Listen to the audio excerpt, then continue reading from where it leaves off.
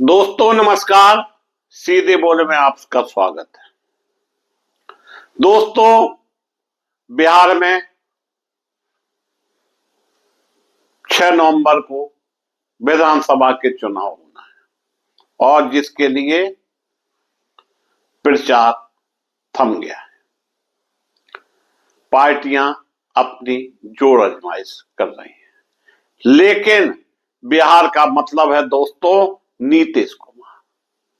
बिहार का इतिहास बताता है कोई नेता अपने दम पर बिहार में सरकार नहीं बना सकता। एक तरफ एनडीए है, दूसरी तरफ महागठबंधन। इसके अलावा भाजपा आरजेडी बड़े दावेदार उभर कर आ रहे हैं। बिहार में 2025 में नया नीतीश कुमार कौन हो सकता है, यह एक बड़ा सवाल, क्योंकि आरजेडी का खुला ऐलान कि नीतीश कुमार मुख्यमंत्री बन नहीं सकते। दूसरी तरफ भाजपा का यह कहना है कि जब विधानसभा के चुनाव संपन्न हो जाएंगे तो विधायक मुख्यमंत्री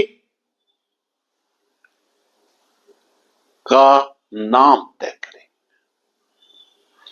मुख्यमंत्री कौन बनेगा, यह भाजपा की चाल हो सकती है या नीतीश कुमार की पार्टी को खत्म करना। उस पार्टी में जो भी लोग शामिल हैं वह धीरे धीरे अन्य दलों में समाहित हो जाएंगे, ऐसी पूरी संभावना है। या फिर धीरे धीरे नीतीश कुमार की पार्टी भाजपा से मेल मिलाप बना रही है, जिसकी भनक लोगों को नहीं लग रही है। ऐसे कुछ पदाधिकारी जिनके नाम अभी सामने नहीं आ रहे हैं। दोस्तों, इस चुनाव में नीतीश कुमार को जितनी सीटों की उम्मीद लगाई जा रही थी उतनी नहीं मिल रही है। नीतीश कुमार का वोट बैंक महागठबंधन में चला जाएगा? जी नहीं। 1 से 22 सीटें तेजस्वी यादव जीत जाएंगे? जी नहीं। हालांकि 1 से 44 प्रत्याशी तेजस्वी यादव की पार्टी के मैदान के हैं। संभव है कि 2005 से उनके वोटों में बढ़ोतरी हो जाए। उनको अधिकतम 85 सीटें मिलने की संभावना है। इसका मतलब भाजपा भी अच्छा प्रदर्शन करेगी, लेकिन तेजस्वी यादव से कम सीटें भाजपा को मिलेंगी। मुकेश साहनी की पार्टी और कांग्रेस को अच्छा प्रदर्शन करना होगा। वामपंथी उतने मजबूत नहीं जो पहले थे। यह पहली बार हो रहा है कि गरीबों को बहुत कुछ देने की होड़ लगी है बिहार में। महागठबंधन में जो दल शामिल हैं, अगर वह सीट नहीं ला पाते तो तेजस्वी यादव का क्या होगा। भाजपा भी अकेले दम पर बिहार में 70 पर काबिज नहीं हो सकती। अगर कहा जाए चिराग पासवान भाजपा के नीतीश कुमार कुछ करिश्मा दिखा पाएंगे, तो बिल्कुल नहीं। ऐसा कौन होगा जो 29 सीट या 30 सीटें लाकर मुख्यमंत्री का दावेदार हो सकता है। एनडीए का कोई अपना सपना नहीं है। उन्होंने कोई ऐसी घोषणा नहीं की है जो उनके गले की फांस बन जाए। 1 से 21 सीटों पर चुनाव होना है, उसका प्रचार थम गया है। तेजस्वी यादव कांग्रेस के पास सिर्फ घोषणा के अलावा कुछ नहीं है। वोट चोरी का मुद्दा उठाकर चुनाव जीतना संभव नहीं है। इतना ही नहीं, कांग्रेस पार्टी विपक्ष के नेता राहुल गांधी ने जो एक मुद्दा निकाला है कि दिल्ली में बड़ा जंगल राज, जहां से वोट चोरी का सिलसिला चलता है, तो ऐसे में क्या महागठबंधन चुनाव जीत पाएगा या फिर भाजपा को फायदा होगा? अल्पसंख्यक भारतीय जनता पार्टी को वोट दे नहीं सकता, ऐसे कयास लगाए जा रहे हैं।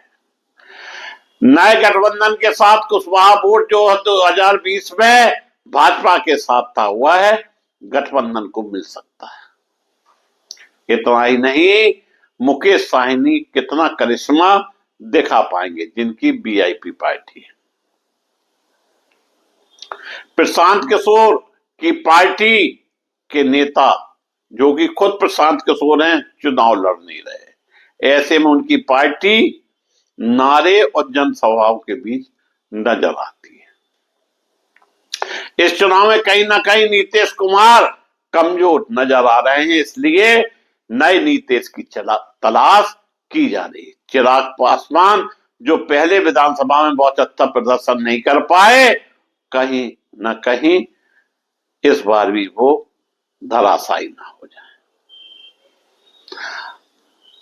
बिहार में भारतीय जनता पार्टी जबरदस्त रूप से घबराई हुई है, इसीलिए केंद्रीय मंत्री नितिन गडकरी खुले तौर पर कह रहे हैं कि चाहे प्रधानमंत्री हो या देश का अन्य मंत्री हो, वह जनता द्वारा चुना जाता है। जनता के पैसों से विकास होता है, जनता की गाड़ी कमाई से घोषणाएं होती हैं। यह कोई भी दावे करे, लेकिन वोटरों की ताकत के आगे सब कुछ फेल हो जाता है।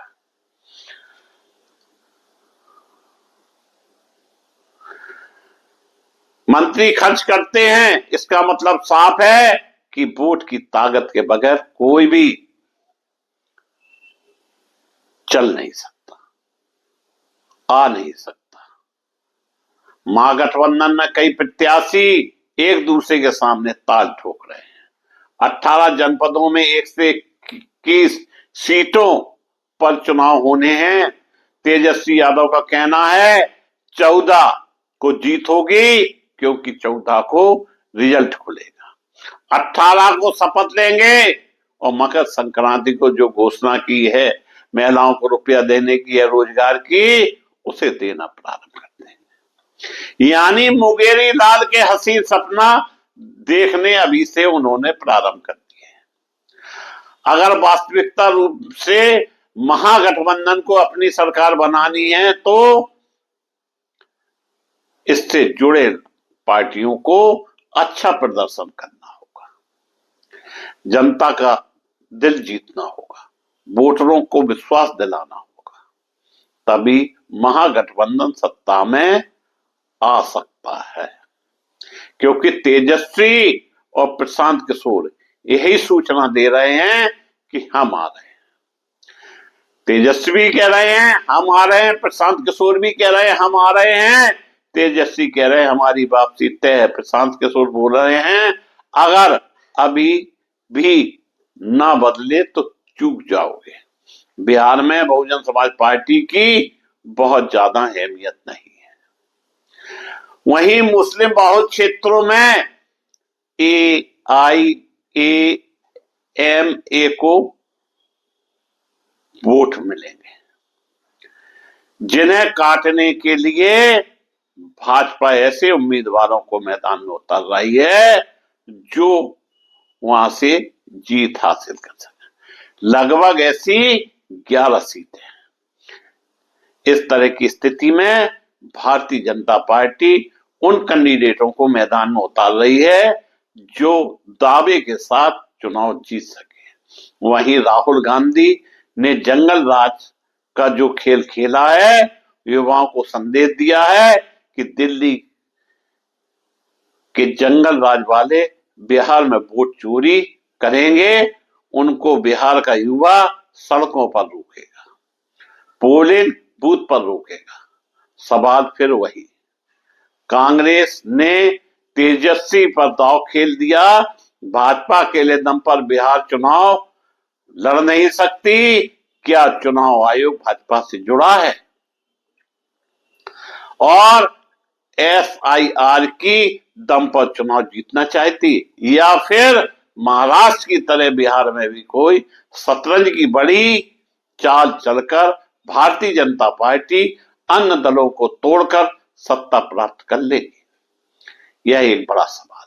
अगर प्रशांत किशोर 25 से 30 सीटें लाते हैं तो भाजपा के साथ सरकार बना लेंगे, या फिर बड़ा सवाल इसलिए कि बिहार का चुनाव जो 30 सीटें जीत जाएगा उसे मुख्यमंत्री बनने के पूरे आसार नजर आएंगे।